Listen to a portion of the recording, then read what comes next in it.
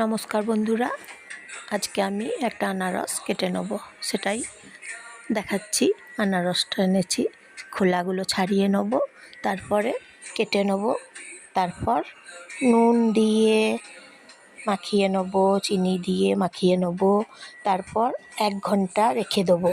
কারণ 1 ঘন্টা যদি আমি রেখে দিই ভিজিয়ে, তাহলে খুব বেশি মজে, আর যত বেশি মজে তত খেতে বেশি ভালো লাগে, জানেন তো বন্ধুরা।